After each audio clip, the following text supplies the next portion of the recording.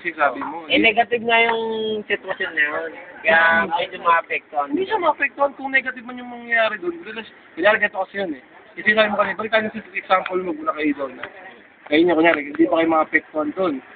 Hindi kayo maapektuhan doon. Unang-una, bakit? Kayo doon lang nagsasama, di ba? Maapektuhan lang kami pag sinabi mo sa aming problema mo. Di ba? Yun yung sinasabi kaya ni Doras ko, di ba? Sinasabi mo kanina, ba't nung kayo na siya, nag-uusap kayong dalawa.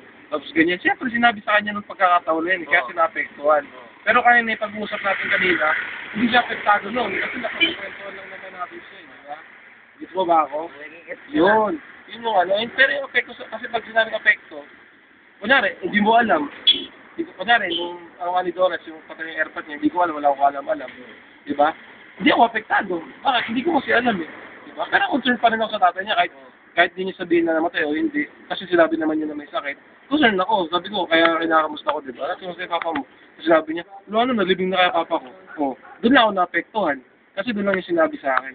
Gets mo ba yun? Pero yung apekto, concern ka, pwede. Pwede ka maging concern, hindi mo alam yung problema. Paano ka maapektuhan, di ba? Oh. Yan lang yun. Sa pagkakataon, isipin na sinasabi mo, laging magkasama yung concern sa apekto. Hindi naman sa kadalasan. Pero tama rin yun na magkasama yun. Sa oras na kinakailangan. Minsan. Diba? Pero yung lahat ng pagkakataon, ginamit niya yung Video na naman yun ah. Baka ma-discover na ako niyan. kaya concern ka ba sa asawa mo? Oo. Oo. Pero meron siyang problema hindi siya sabi sa'yo, apektado ka ba? Oo. Hindi pa kasi sabi sa'yo, hindi mo alam may problema eh. Apektado ka ba kagad?